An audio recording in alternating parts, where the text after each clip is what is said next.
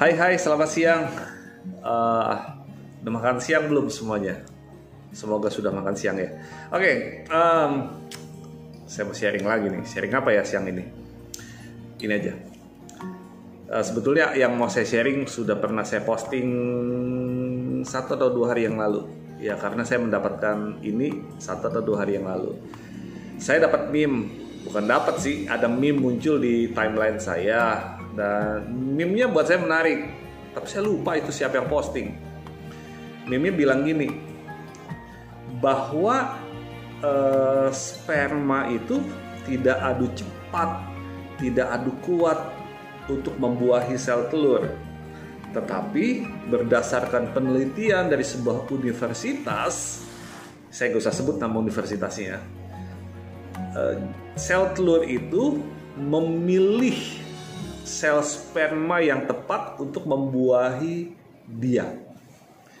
Nah ini kan konsepnya agak beda nih. Karena unik, saya penasaran dan saya googling dan ketemulah beberapa artikel-artikel yang menjelaskan tentang hal tersebut. Jadi kalau kamu penasaran dengan apa yang saya sampaikan, mau tahu benar atau tidak, silakan googling aja ya. Saya sempat screen capture tuh dari salah satu yang saya dapatkan ketika googling, saya screen capture dan saya jadikan postingan, udah saya posting di Instagram saya. Coba cek postingan saya 1 atau 2 hari yang lalu. Nah, jadi kembali lagi ya, intinya nggak ada tuh sel sperma ketika seorang pria ejakulasi, nggak ada ceritanya sel spermanya adu cepat, adu kuat, cepet-cepetan berlomba untuk membuahi sel telur. Tetapi yang terjadi adalah sel telur yang memilih mana sel sperma yang tepat untuk membuahi dirinya. Jadi katanya sel telur itu mengeluarkan sebuah zat, saya agak lupa namanya apa. Nanti kamu lihat aja di artikelnya ya.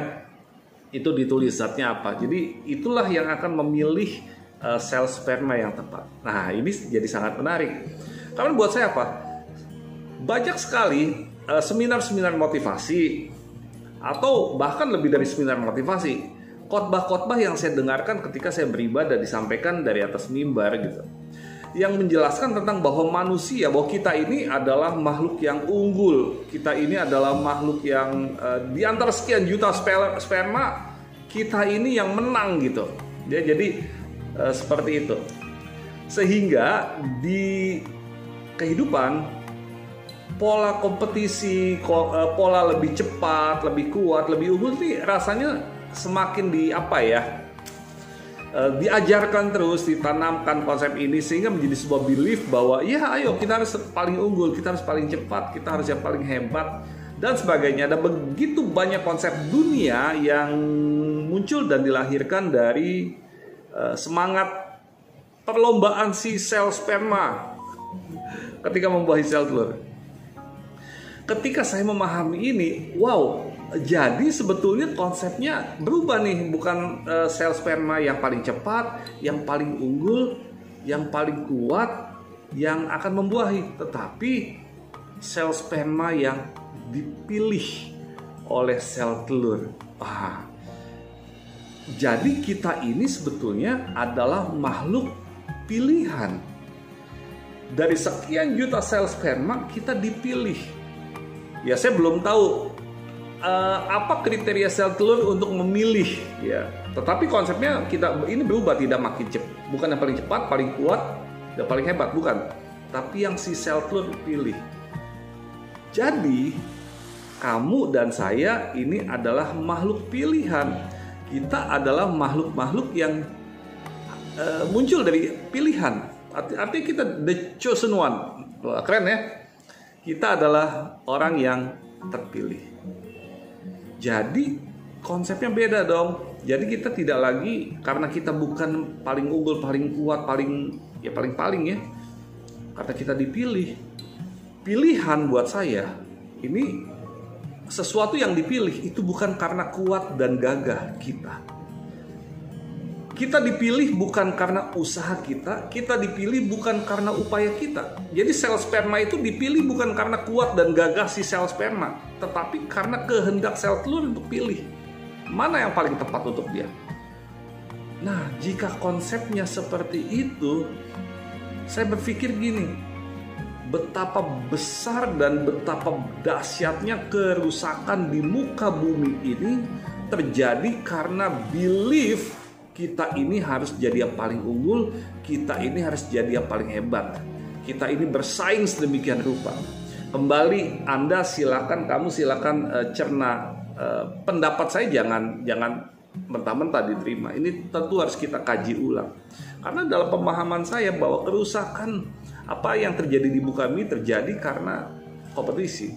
Semua orang mau jadi yang paling hebat, semua orang mau jadi yang paling unggul. That's good in some context. Tetapi kalau kita menelannya bulat-bulat, ya ini apa yang terjadi saat ini di dunia.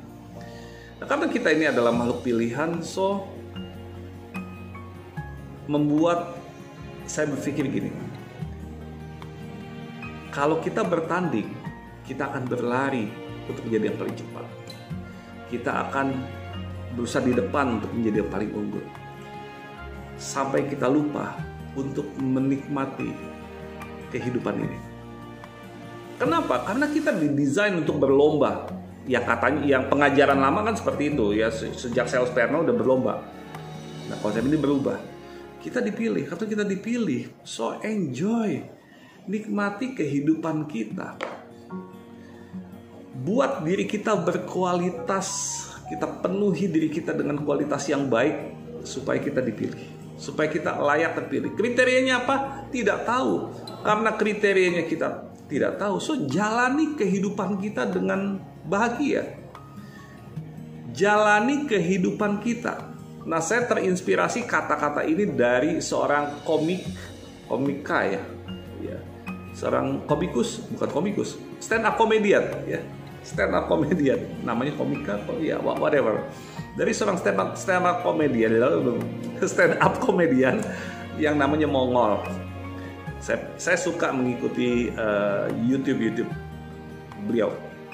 Dia berkata gini, hidup itu dijalani. Kenapa? Karena hidup itu perjalanan, bukan pelarian. Kalau kita berlomba, kita akan berlari untuk jadi yang paling cepat. Tapi kalau kita jalani hidup kita, maka hidup itu jadi sebuah perjalanan.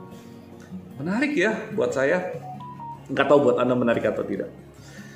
Jadi kalau saya adalah manusia-manusia pilihan, kita ini adalah manusia pilihan, ya mungkin ini saatnya kita cooling down sejenak.